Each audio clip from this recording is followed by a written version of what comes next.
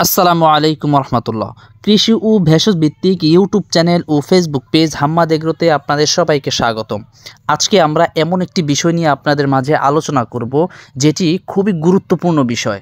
কারণ এই গুরুত্বপূর্ণ বিষয়টা আমাদের সবারই জেনে রাখা উচিত।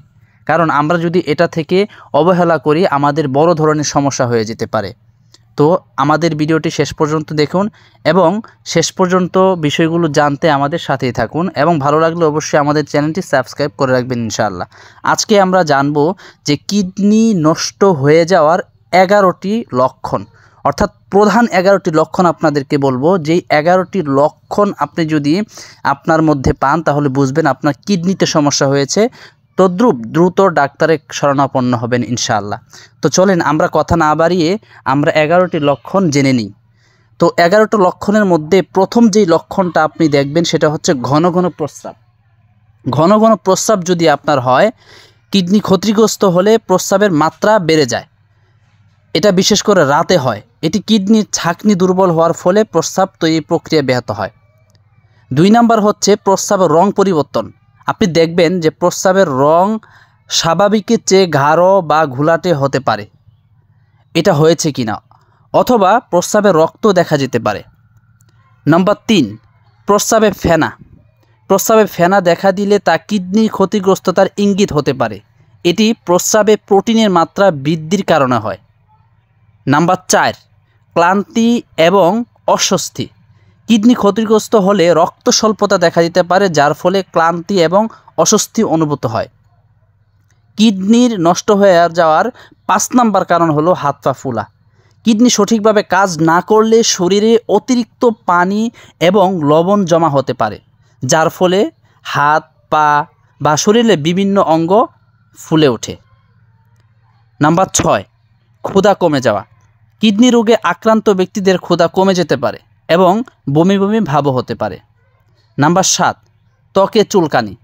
কিডনি সঠিকভাবে কাজ না করলে রক্তে বর্জ্য পদার্থ জমা হতে পারে, যার ফলে ত্বকে চুলকানি এবং শুষ্কতা দেখা দিতে পারে। নাম্বার 8, উচ্চ রক্তচাপ। কিডনি রোগের সবচেয়ে সাধারণ লক্ষণগুলির মধ্যে এটি অন্যতম। কিডনি সঠিকভাবে কাজ না করলে রক্তচাপ বেড়ে যেতে পারে। নাম্বার 9, পিঠে বা পাশে ব্যথা। পিঠ বা পিঠের আশেপাশে ব্যথা হওয়া। কিডনি সমস্যার কারণে পিঠে বা তার আশেপাশে ব্যথা হতে পারে। নাম্বার 10, শ্বাসকষ্ট। কিডনি রোগে আক্রান্ত ব্যক্তিদের নিঃশ্বাসে সমস্যা হতে পারে, বিশেষ করে এটা রাতে হয়, আর এটি ফুসফুসে তরল জমার কারণে হয়। তো বন্ধুরা, এখন আপনাদেরকে যেই লক্ষণটা বলবো, এটা হচ্ছে সবচেয়ে গুরুত্বপূর্ণ একটি লক্ষণ। আপনারা এটি সবচেয়ে বেশি লক্ষ্য করবেন যে এই বিষয়টা আপনাদের মধ্যে আছে কিনা। এটা হচ্ছে রক্তশূন্যতা। কিডনি সঠিকভাবে কাজ না করলে রক্ত স্বল্পতা দেখা দিতে পারে, কারণ কিডনি রক্তকোষ উৎপাদনে সাহায্য করে।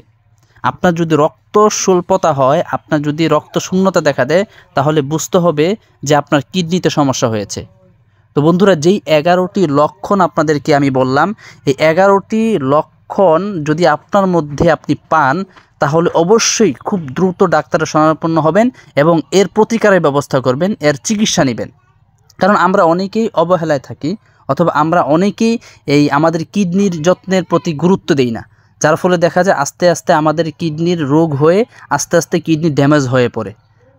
তো এই জন্য আমরা অবশ্যই আমাদের এই লক্ষণগুলো মাথায় রাখব এবং আমরা আমাদের প্রতিবেশীদের লক্ষণগুলো জানাতে পারি। তো আমরা এই লক্ষণগুলো জানব এবং এর প্রতিকারে চিকিৎসা নেওয়ার চেষ্টা করব ইনশাআল্লাহ।